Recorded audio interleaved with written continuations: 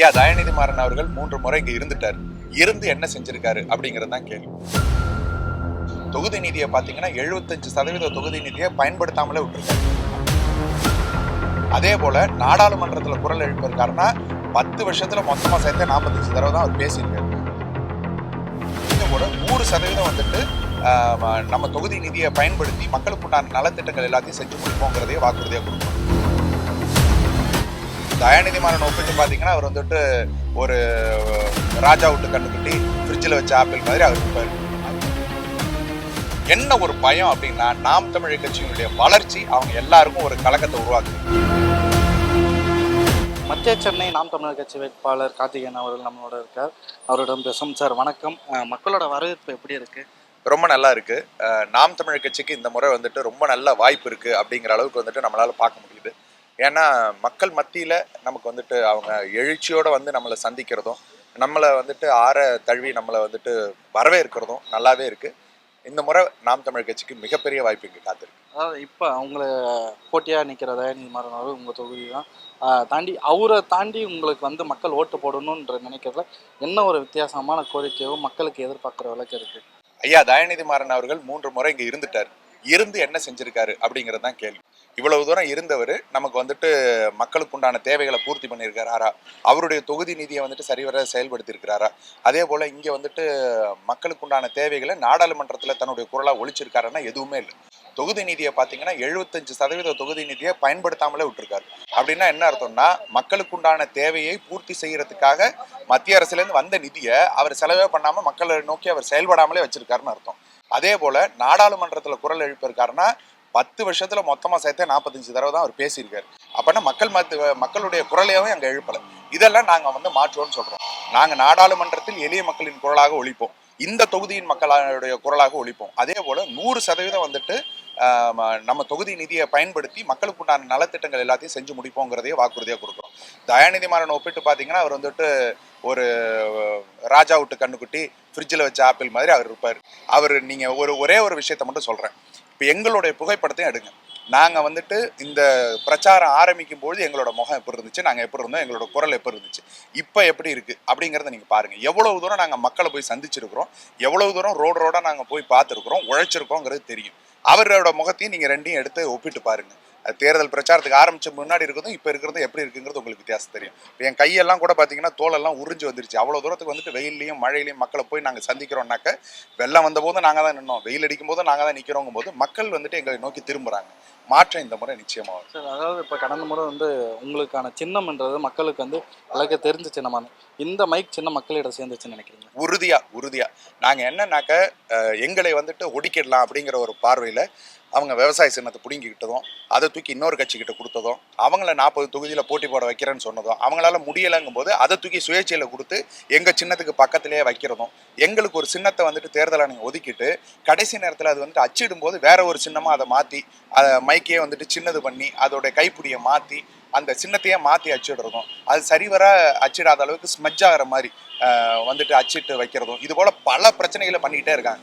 என்ன ஒரு பயம் அப்படின்னா நாம் தமிழர் கட்சியினுடைய வளர்ச்சி அவங்க எல்லாருக்கும் ஒரு கலக்கத்தை உருவாக்குது. ஏன்னா காசு கொடுக்காம ஓட்டுக்கு ஒரு பைசா கொடுக்காம ஒரு கட்சியால வளர முடியுமா? அப்ப நியாயம் இங்க வளர்ந்துருச்சுனாக்க மக்கள் மத்தியில நேர்மை வளர்ந்துருச்சுன்னா நம்மளால திரும்ப ஜெயிக்கவே முடியாது அப்படிங்கிற பயம் அவங்களுக்கு இருக்கு. அதனால நாம் தமிழர் கட்சி கண்டு நடுங்கிறாங்க.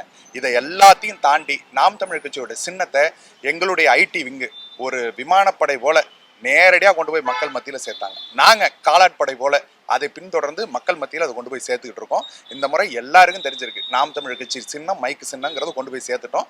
உறுதியா வாக்குகள் வந்து குவியும். சார், இப்போ வாக்குறுதியை பொறுத்த வரைக்கும் வந்து கடந்த முறையும் இந்த முறையும் வந்து பார்த்தீங்கன்னா ஒரே வாக்குறுதி தான் திமுகவில் இருக்குன்னு. திமுகவோட வாக்குறுதி உங்களுக்கு எந்த அளவுக்கு நீங்கள் எதிர்பார்க்க? அவங்க நான் பிறக்கிறதுக்கு முன்னாடி ஆரம்பிச்சாங்க கச்சத்தீவை மீட்போம், காவிரி உரிமை மீட்போம். இப்போ வரைக்கும் அதே தான் சொல்லிட்டு இருக்காங்க. எப்போ செயல்பாட்டுக்கு வருவீங்க, எப்போ செய்வீங்க? அதை நாங்கள் நீட்டு தேர்வு ரத்து பண்ணோம், எனக்கு ரகசியம் தெரியும், நீங்கள் வந்த பிறகு என்ன அந்த மலையை தூக்கி ஏன் தோல்ல வைங்க அப்புறமா தூக்குறேங்கிறீங்க. இதெல்லாம் வந்துட்டு காமெடி தான். நம்ம அவர்கள் வாக்குறுதிகள் கொடுப்பார்களே தவிர ஒருபொழுதும் செய்ய மாட்டார்கள். நாம் தமிழர் கட்சி தேர்தல் அறிக்கைன்னு ஒன்று விடவே விடாது. நாம் தமிழர் கட்சி செயல்பாட்டு வரைவுன்னு ஒன்று கொடுக்கும். செயல்பாட்டு வரைவுன்னா நாங்கள் ஆட்சிக்கு வந்தால் இந்த கொள்கைகளை ஏற்கிறோம், இந்த கொள்கைகளை எதிர்க்கிறோம், இது போல நாங்கள் செயல்படுவோம், நாங்கள் கட்டமைப்பை இப்படி உருவாக்குவோங்கிறது போல அச்சிட்டு புத்தகமாக கொடுக்குறோம். அப்படின்னா என்ன அர்த்தம்னா இன்னைக்கு நான் இருக்கலாம், செத்து போகலாம், அண்ணன் சீமான் இருக்கலாம், இல்லாமல் போகலாம், அடுத்த தலைமுறை இங்கே வரும், வந்தாலும் எங்களுடைய கொள்கை மாறாது, இதுதான் எங்களுடைய கொள்கை அப்படிங்கிறத நாங்கள் வந்துட்டு கொண்டு போய் நிறுத்துறோம். மக்கள் மத்தியில் கொள்கைகளை கொண்டு போய் சேர்த்துட்டோம்னு வச்சுக்கோங்களேன், திட்டங்கள் மாறிக்கிட்டே இருக்கும். திட்டம் இன்னைக்கு இருக்கும், நாளைக்கு மாறிடும். ஆனால் கொள்கையின் அடிப்படையில் திட்டம் வைக்கும் போது யார் வந்தாலும் அந்த கால சூழ்நிலைக்கு ஏற்ப அந்த கொள்கையின் அடிப்படையில் திட்டத்தை வைப்போம். அதுதான் நாம் தமிழர் கட்சியினுடைய ஆட்சி வரைவுங்கிறது. அது ஒவ்வொரு முறையும் நாங்கள் வந்துட்டு ஆட்சி வரைவாக கொடுக்கறதுக்கு உண்டான காரணம் அதுதான். திட்டங்கள் எதெல்லாம் வந்துட்டு மாறுதோ மாறலையோ, ஆனால் கொள்கைகள் எங்களுடைய உறுதிப்பாடோட இருக்குங்கிறது தான். மற்றவங்கெல்லாம் தேர்தலுக்காக இந்த தேர்தலை நோக்கி யோசிப்பாங்க.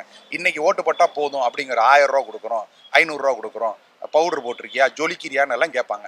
நாம் தமிழ் கட்சி அப்படி கிடையாது. நாங்கள் கொள்கைகளின் பால் நிற்கிறோம், கொள்கையின் அடிப்படையில் மக்கள் ஓட்டை வாங்குவோம். சார் இப்போ அதாவது திமுக கடந்த முறை இந்த இடத்துல எம்பியா இருக்காங்க. நீங்க பிரச்சாரத்துக்கு போகும்போது இந்த விஷயம் கூட திமுக எம்பியால செய்ய முடியலன்னு அப்படி பார்த்த விஷயம் பல விஷயங்கள் இருக்குங்க. உதாரணத்துக்கு நம்ம வந்துட்டு ஸ்லம் ஏரியான்னு சொல்லக்கூடிய மக்கள் வந்துட்டு அடித்தட்டு நிலையில வாழக்கூடிய இடம் இருக்கு. அதெல்லாம் பார்த்தா உண்மையிலே மனசு வலிக்கும். உண்மையிலே உளமாற சொல்றேன் நான்.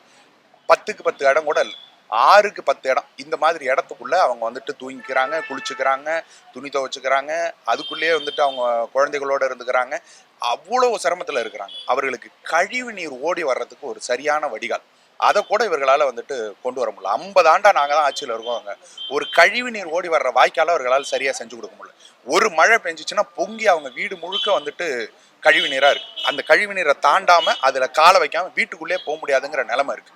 அப்படியே காலங்காலமாக இருக்கு. 5 ஆண்டுகளுக்கு முன்னாடி எப்படி இருக்கோ அப்படியே தான் இருக்கு, 10 ஆண்டுகளுக்கு முன்னாடி எப்படி இருக்கோ அப்படியே தான் இருக்கு. அதை மாற்றத்தை இவங்க நோக்கி கொண்டு போகவே இல்லை. ஏன்னா அந்த ஏழை மக்களோட நிலைமை மாறிடுச்சு, படிச்சுட்டாங்க, முன்னேறிட்டாங்க, அவங்க வந்துட்டு ஒரு விளையாட்டுல துறையில வந்துட்டு பசங்க வெளியாயிட்டாங்க அப்படின்னாக்க திருப்பி 1000 ரூபாய்க்கு ஓட்டு போட மாட்டாங்க. அந்த 1000 ரூபாய்க்கு ஓட்டு போடணும்னா 1000 ரூபாய்க்கு இவங்க வந்துட்டு திருப்பி திருப்பி அடிமையா வச்சிருக்கணும்னாக்க ஏழ்மையிலேயே அவர்களை வச்சிருக்கணும். அந்த ஏழ்மையிலேயே வச்சிருக்கணுங்கிறதுக்காக வச்சுக்கிறோம். சார் இப்போ மக்கள் ஏன் மருத்துவர் கார்த்திகேயனுக்கு வாக்கு செலுத்த வேண்டும் என்று மக்கள் ஒரு விஷயம்தான், நீங்க திரும்ப திரும்ப ஓட்டு போட்டு ஒருத்தன் நல்லவன் வருவான், எங்க இருந்தோ குதிப்பான் அப்படின்லாம் நினைச்சீங்கன்னா வராது. தேவதூதன் வருவான்னா வரமாட்டாங்க.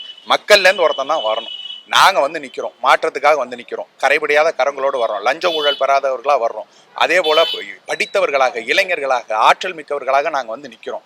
இதை எல்லாத்தையும் தாண்டி ஒரு தகுதி வாய்ந்த வேட்பாளர் உங்களுக்கு கிடைக்கவே மாட்டாங்க.